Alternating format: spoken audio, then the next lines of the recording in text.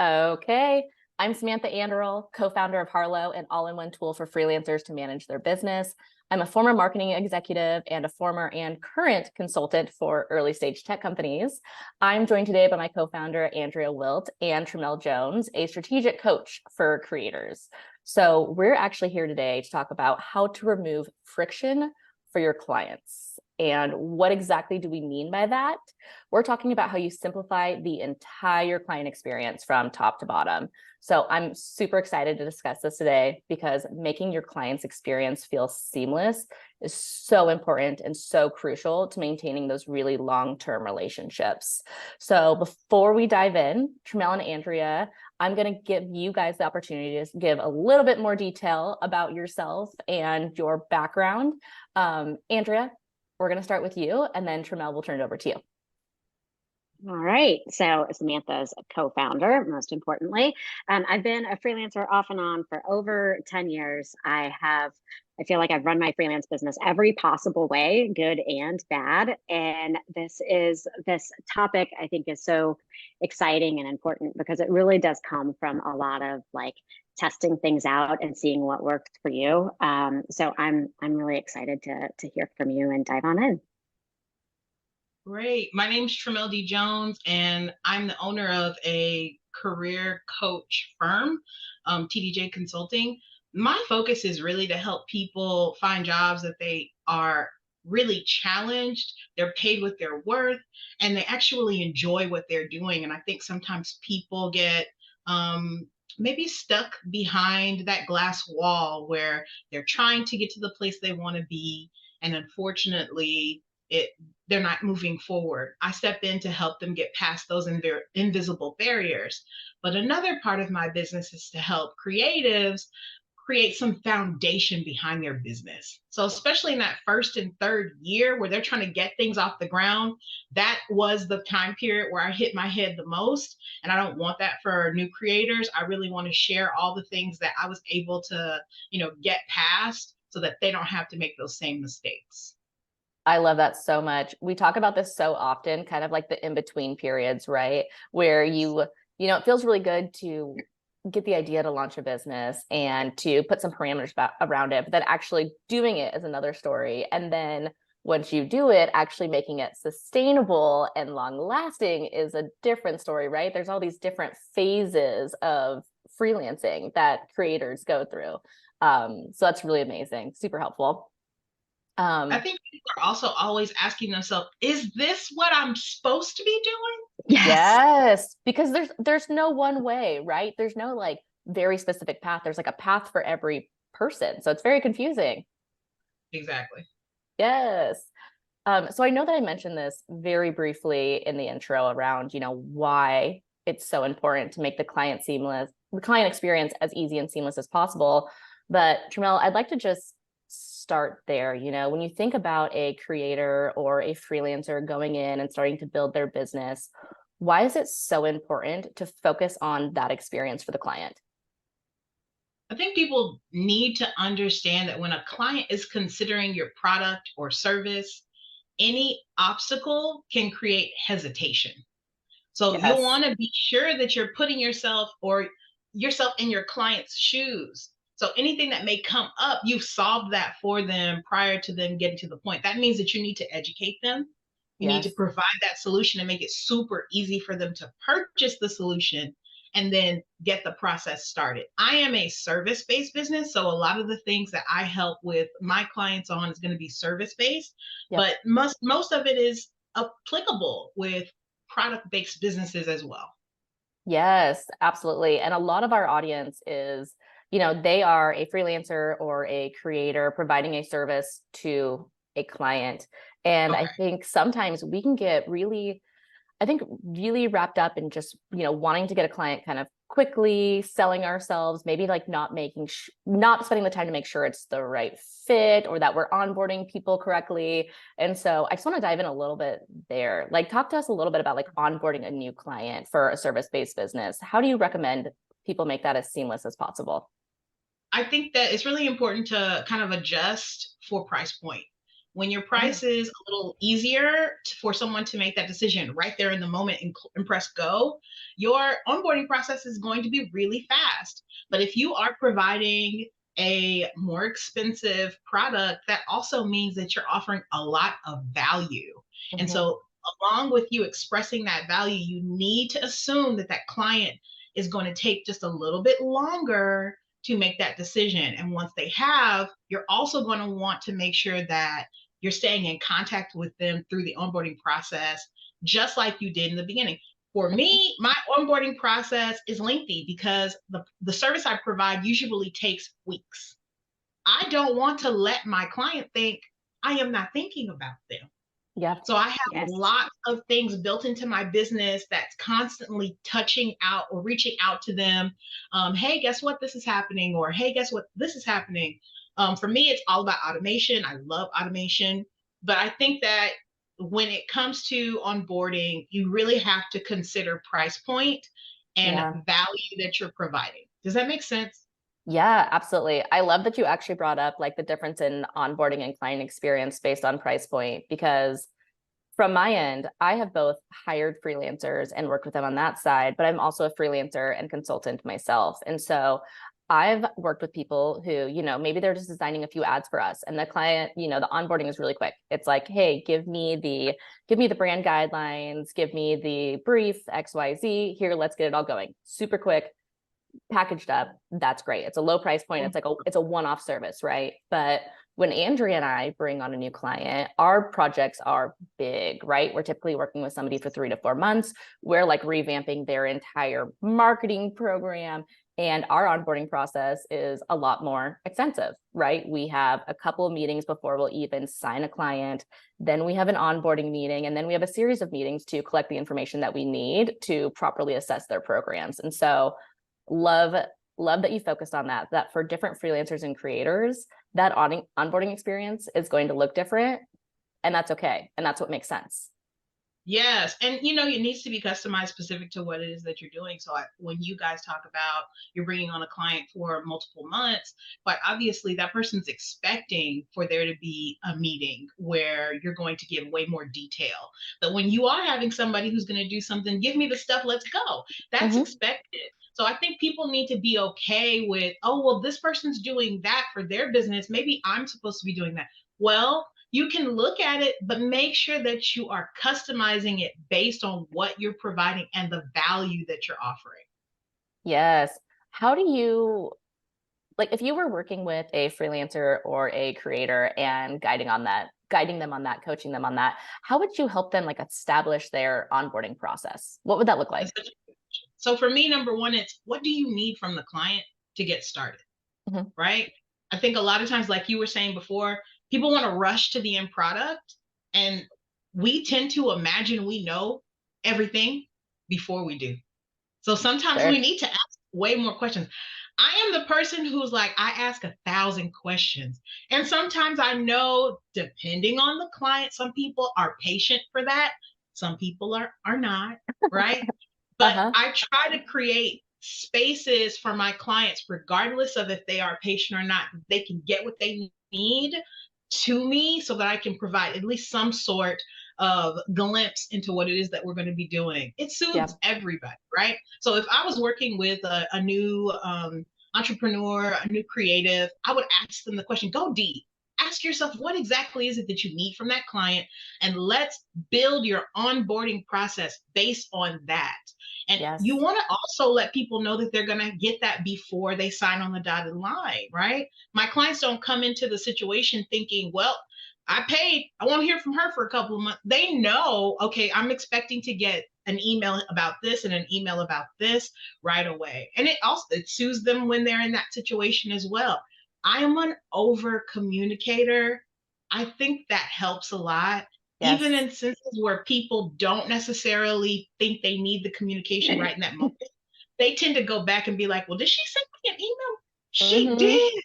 She explained everything. Let me go back to that and read it.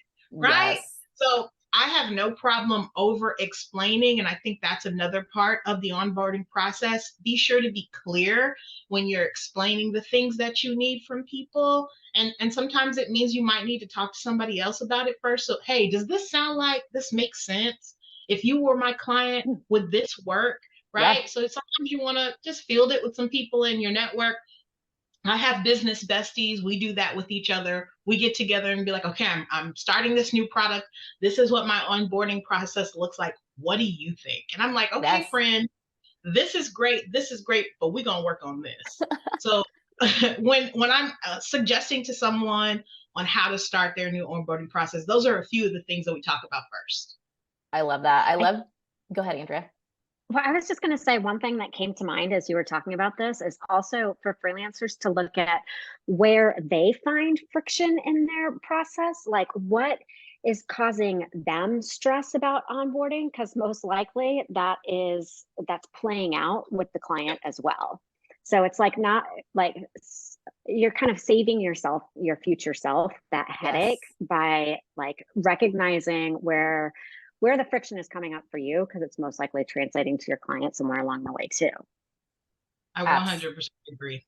Absolutely. I also love that you brought up setting expectations, because that's something that's become really clear through Andrea and I's freelance career. And Andrea had multiple freelance businesses before she and I founded a freelancing business together. But setting expectations is so important. And that was a big mistake that we made early on. We didn't set a lot of expectations around communication and what that looked like. We didn't set expectations around timeline and what that looked like. We didn't set expectations around production and what that looked like in execution versus strategy. And over time, we got so much more specific with what we were offering to clients and what it was going to look like, and trying to explain that all up front as in-depth as possible, right? It became less about, okay, let's just sign this client and then we'll explain to them the way that we work. And it's like, nope, let's explain to this client the way that we work and the way that we function best, the way that we run our business. And if that works for them, then let's talk about moving this forward. Exactly. I have a concept that I use called sad money. I don't know if you've sad money. You can probably imagine what sad money is. Sad money is when you just take a client because you need the money instead of investing the time to learn if this is your client and if the two of you mesh well. Yep. If you don't take that time, it can be a mess. Sad money looks like you getting headaches before the meetings because you don't want to deal with this person. Sad money looks like every time you go to work on their project, it takes you longer than usual because you're having to deal with the stress and anxiety of that personality. Yes. I have taken sad money. We all have. Everyone, at the beginning, you kind of have to, right? Because you don't know what makes it sad until you're in it and you're like, oh, this is bad. And to Andrea's point earlier, I tell people make changes in your business based on the experiences that you've had with clients. So when I first started out, I didn't have a contract. Of course, I was a baby in the business. I've been doing this for 10 years now. There's no possible way that would happen nowadays, right?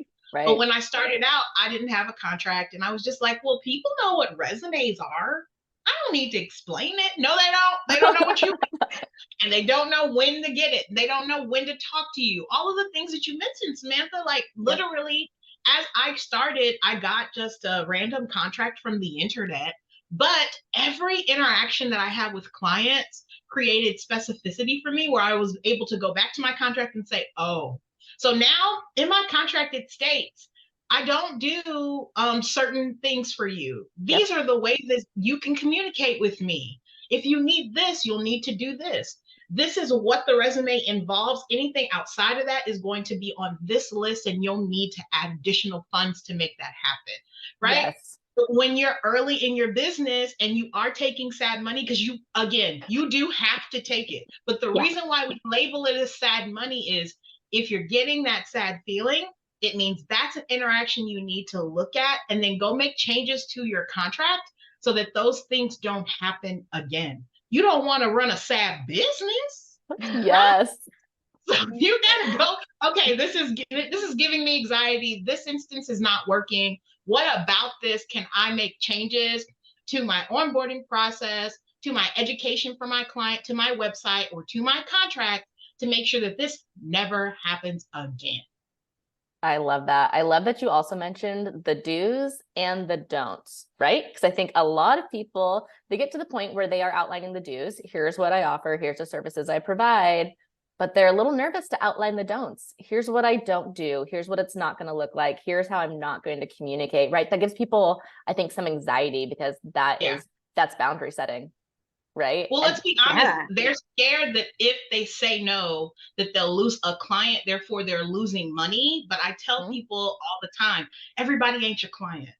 Okay. Yes. So that means that if you're getting the right people, because you've outlined what you do and what you don't, you'll have way more time to accept the right clients if you're not wasting it on the wrong clients.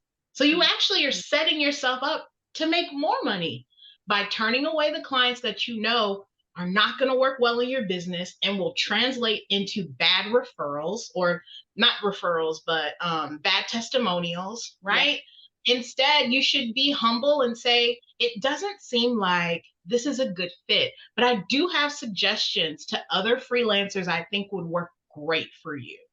But in the future, if you do have friends or other colleagues who are looking for this very specific thing that I specialize in, please send them my way. You have a great day and God bless, right? Yes. But it's okay to say no. And you have to learn that through sad money too. Yes.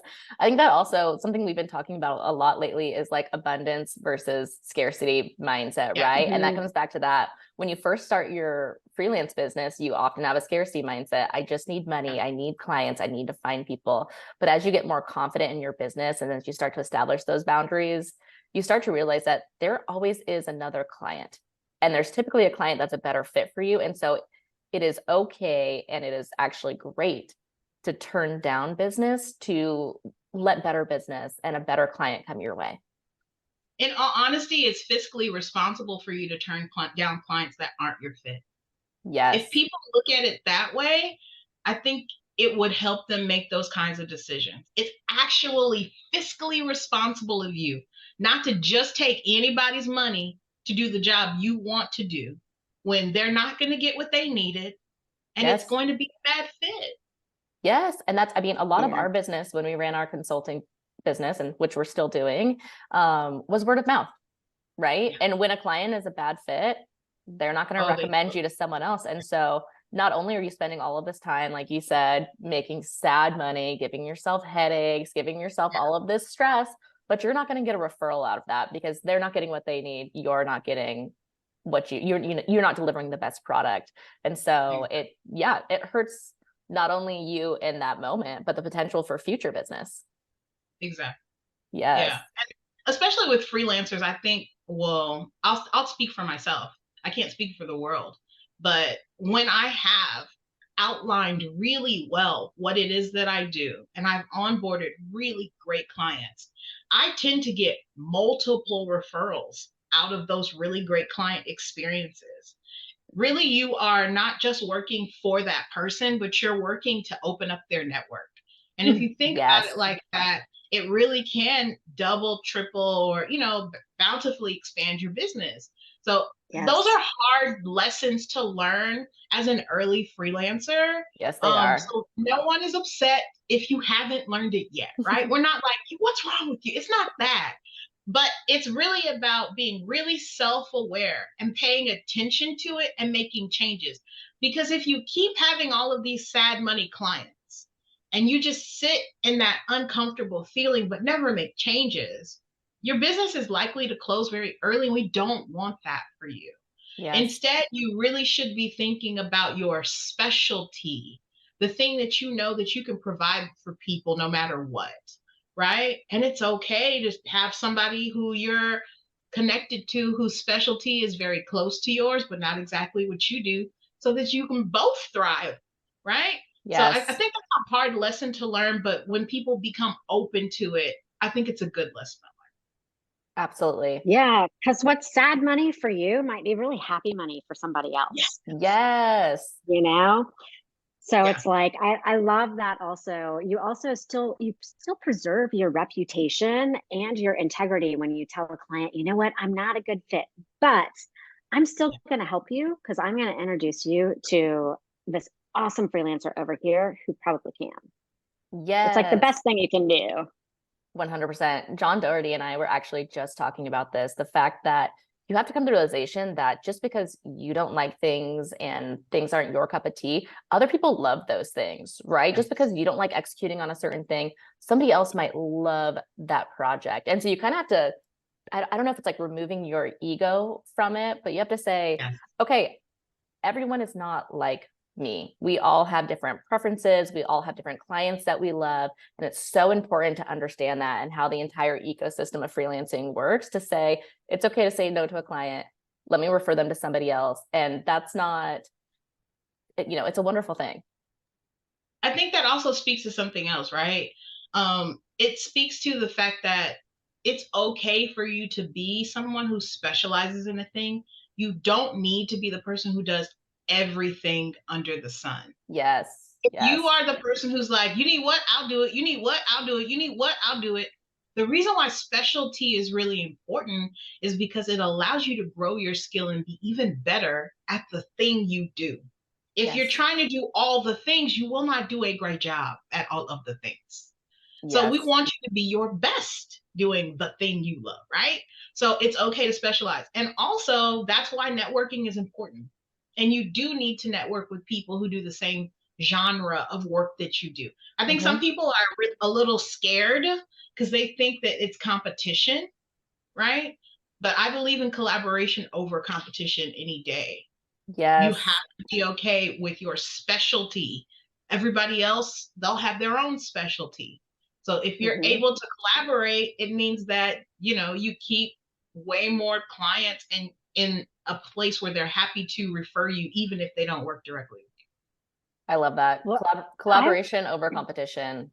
Always. Yeah, Always. I would say that Samantha and I went through a period where over half of our clients were referrals from other freelancers versus, and the other half was referrals from previous clients. But it's that, people with adjacent skill sets or even a decent amount of overlap, they don't have the bandwidth always. They don't always have the time, or it's not a fit for some other reason. So yeah, that collaboration piece really can pay off in spades.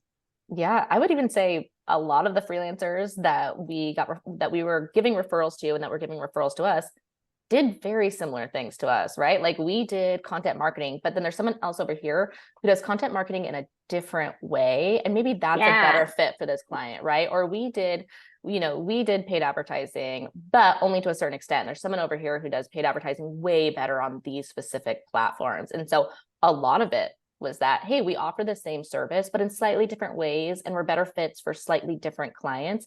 And that's actually wonderful. That's like the best way to build your referral network.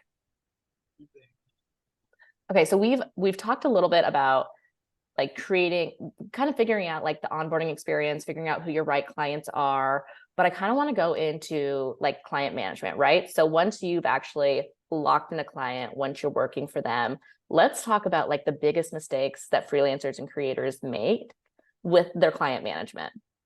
What do you see? I think that I'll be specific and say a mistake that I made. Perfect. So Speak from experience. early on, I'm sure, right? So early on as a solopreneur, I really left things open to, I shouldn't say open. I'll say this. I made people have to wait for me to communicate with them. So you could send me a DM or you could send me an email, but you would have to wait until I responded to get information about my product or service. Well, we know what happens. They send the message to you and they move on to looking at somebody else's products. And then they get that because that person has it all available, right? So I really, in the beginning of my work with clients, I had this fear of, I need to talk to them. I have to tell, I'm selling them. It's got to be me. And I wasn't giving information in a public space where they could get it and make the decision for themselves. I almost gatekeeped how I was going to explain everything. Mhm. And so what ended up happening is I got way less clients because people did not have the patience to wait for me to respond to an email. I'm with another client. I'm in another call. I can't get right back to you. And what ends up happening is people feel neglected. They move on, and another person is going to have all that information, education, all of that you needed to make your decision on their website, and they don't pick you. So I think that's one of the biggest things that people are probably doing, especially early on in their journey. I think that comes from just really not knowing how to express the value that you offer a client through your service or your product. Sometimes we, again, like me, everybody knows what a resume is. No, they don't. They have an Right. idea, but they need to know what you mean, Tramelle, about a resume, right? So Yes. I think that's the biggest issue that I had early on. Yeah, I think that's really interesting because when it comes down to selling value, and you're specifically talking about, probably a more expensive service, right? Something that you do really have to explain the value and what somebody's going to get out of it.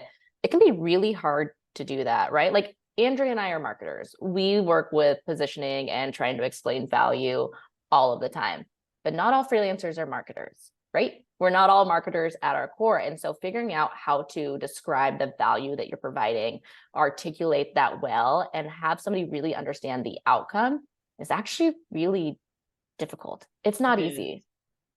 And it takes a while, especially if, so I have a lot of young entrepreneurs, and I mean young by the number of years of business that they've been in, and they have what would be considered a very popular product. So they just assume that because they've labeled their product this popular name, everybody assumes and understands what it takes or means to produce such thing. But the problem is, if you are not giving me the very specifics, it's very easy for me to say, well, I don't think it's worth all that. Why? And when you are asked, why is it worth what it's worth, and you can't respond, it's really hurtful for the experience for the client, right? So Yeah. what I've taught my clients in the past is every single thing that you do to produce this service needs to be explained.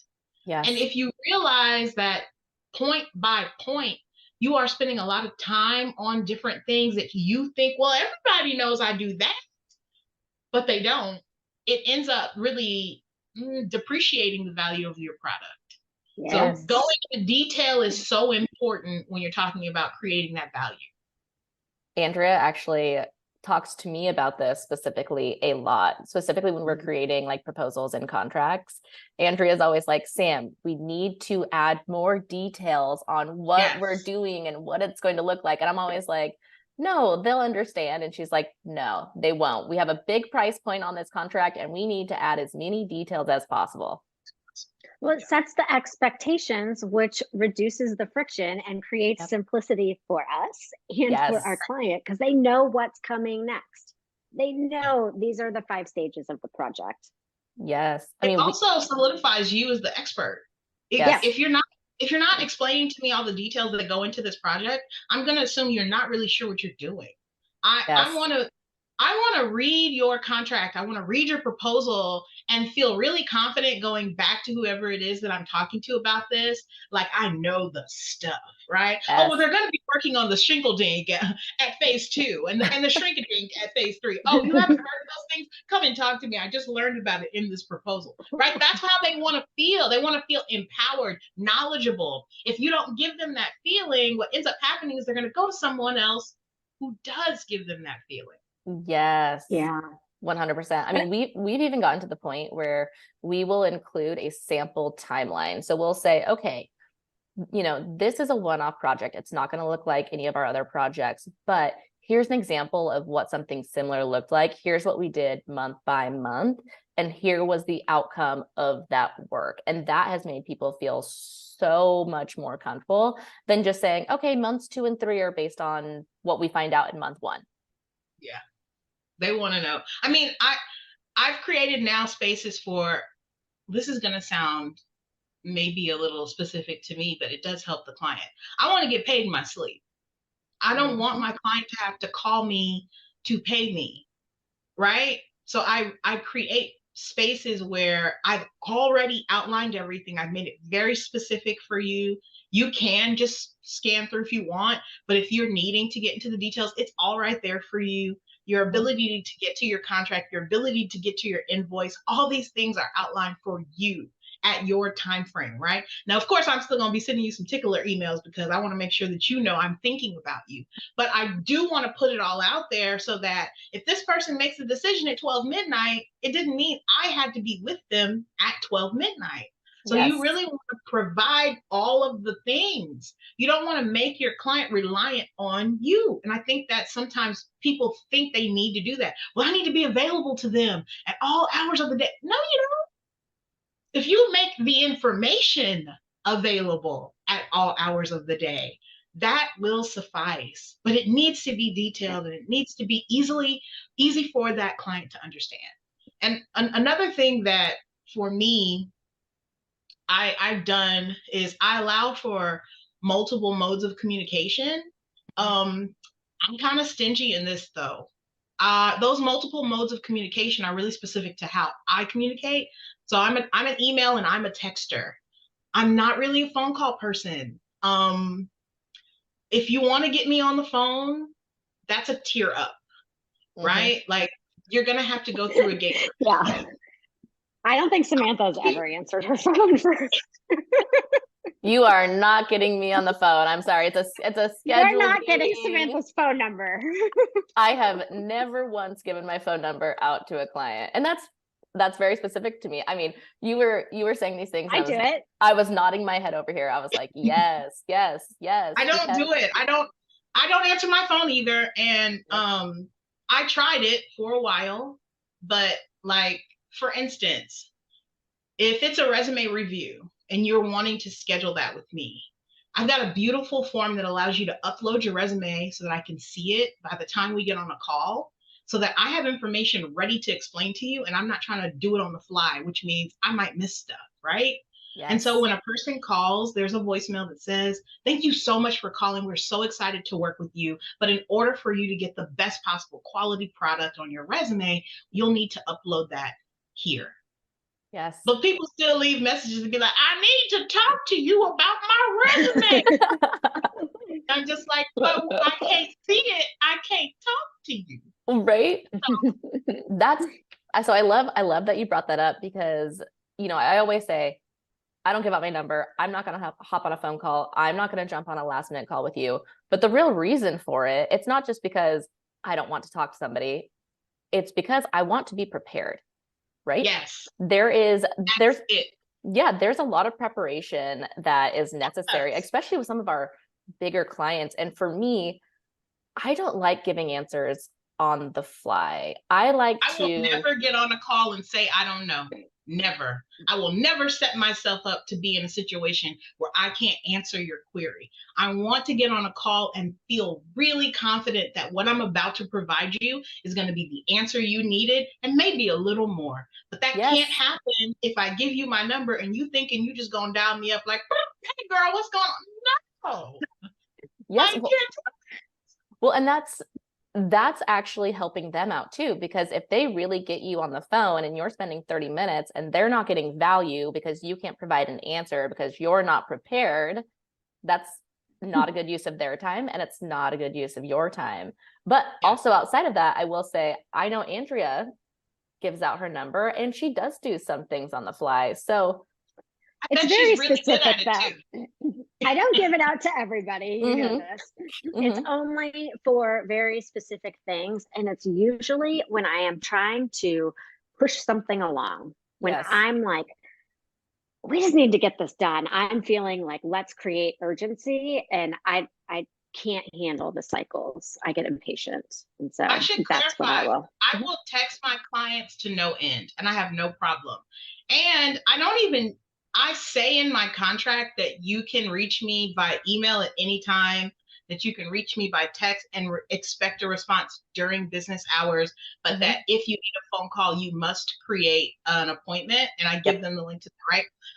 But sometimes I'm a night owl and I'll respond via text at crazy hours, and I'm okay with that because the way that my text service works, it's not directly connected to my phone.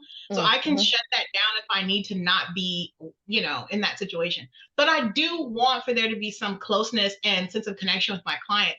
It's just not going to be on a 30-minute call that you thought you was going to show up today and just get. That's not Yeah. how it's Yeah. 100%. 100%. Oh man.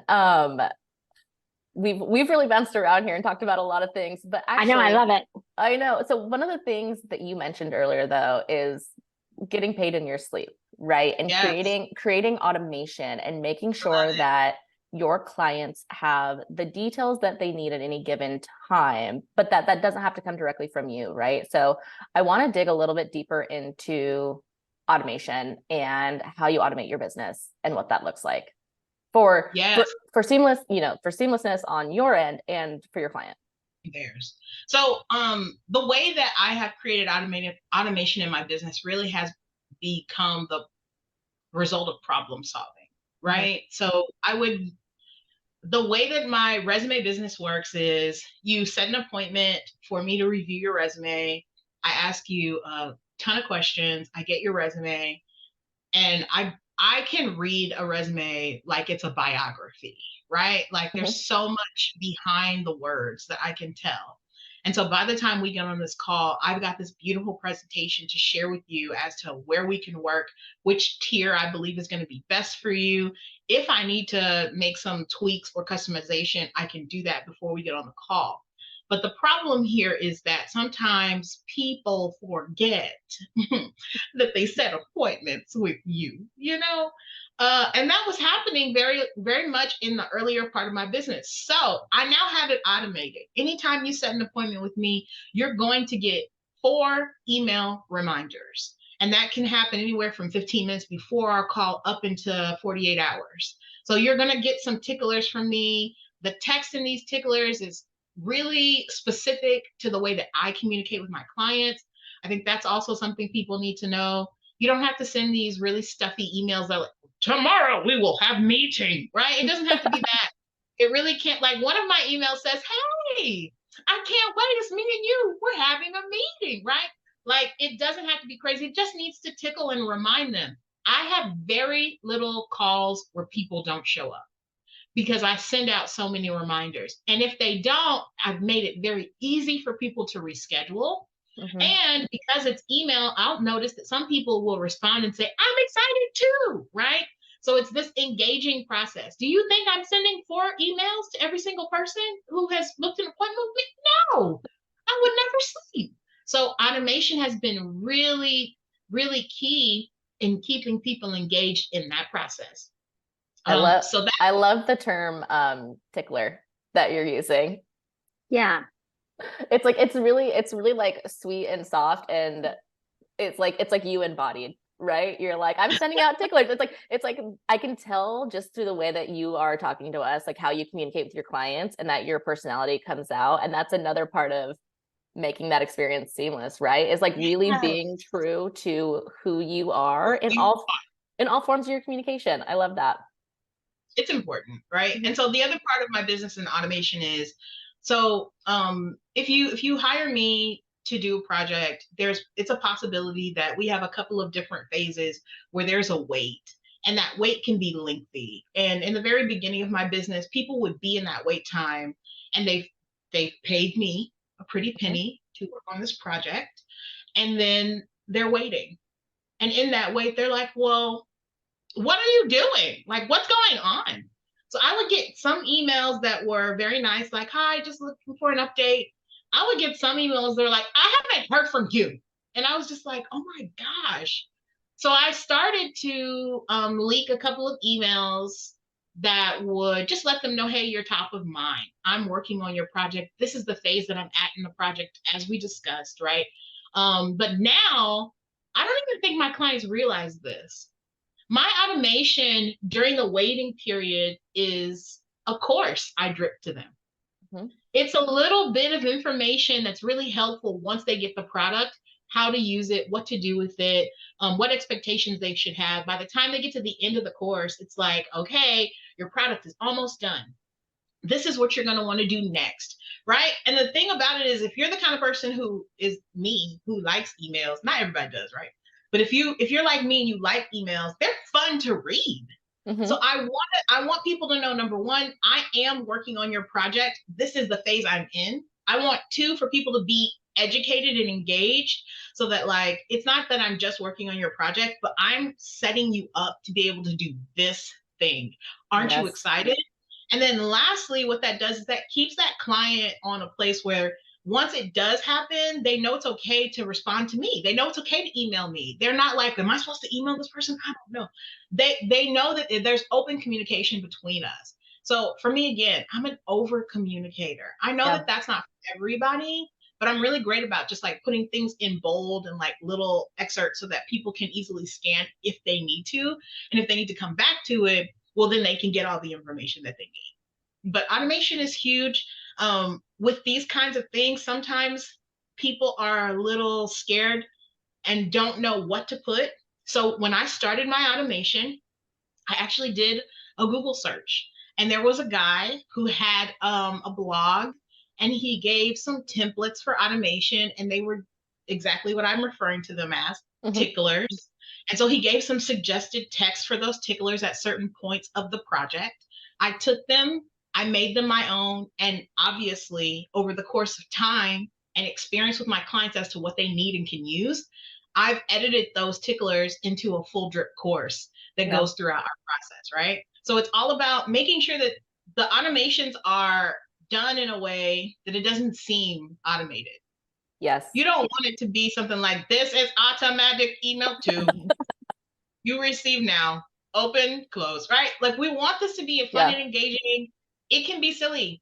Even when people don't buy from me, I have an automation, and all of those emails are super fun to read too. If you do a resume review with me, but you don't book, there's a series of emails that are automated. One of them says, well, it's a picture of a dead plant.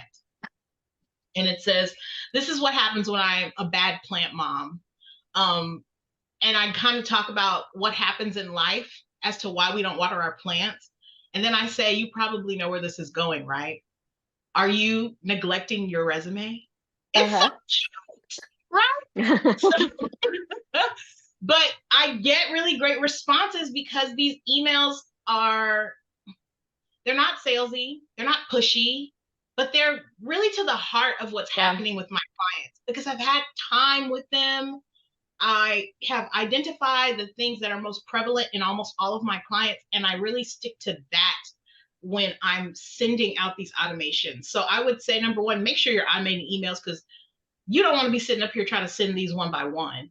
Right?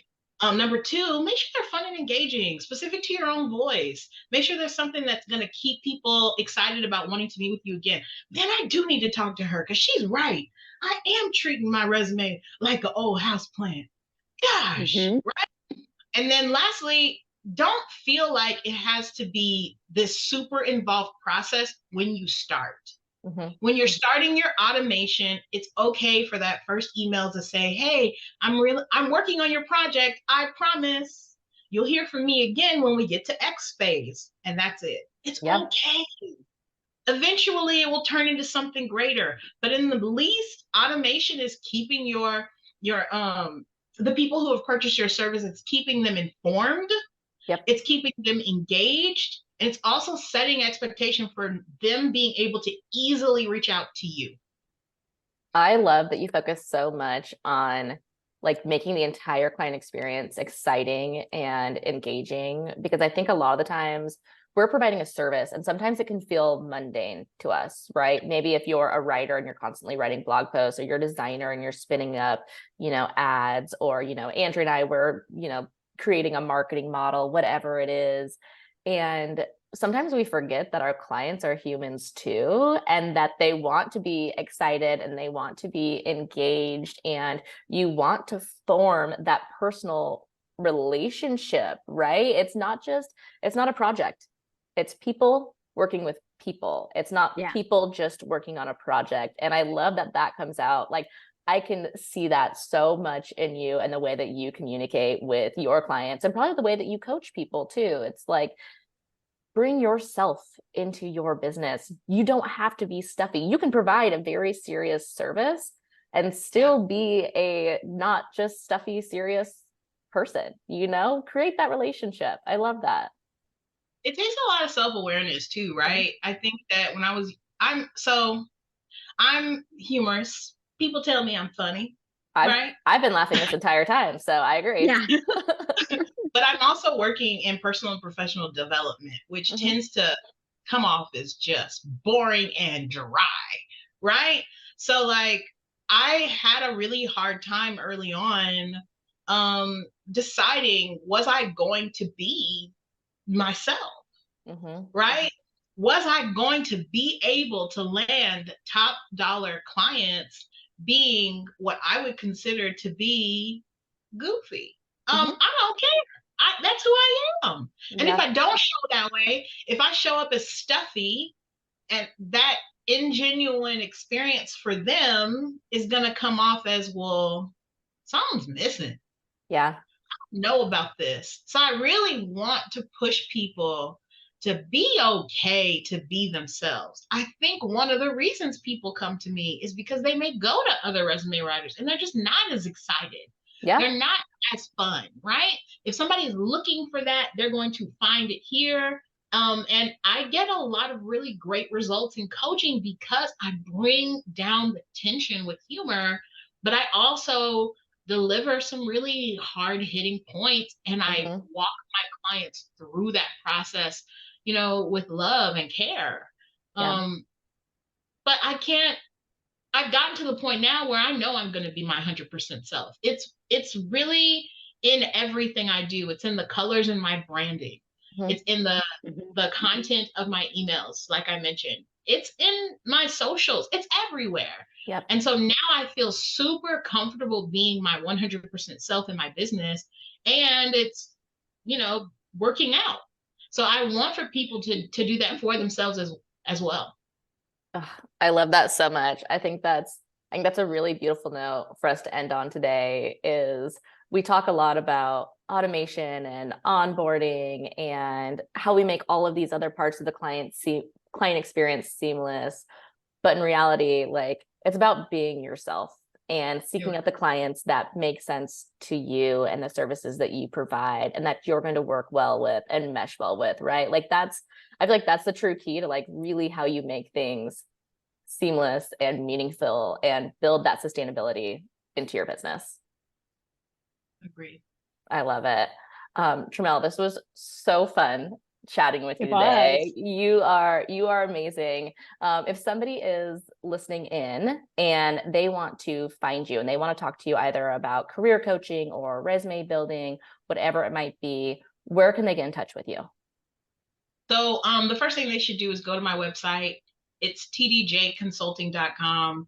There's buttons all over the place where they can book a free call with me. I offer that call for free because I want for people to get the experience of working with a career coach. People don't really know what that feels like, and it's not what you're expecting. So sign up for the call. If they want to find me on socials, I'm on most platforms at TDJ Consulting.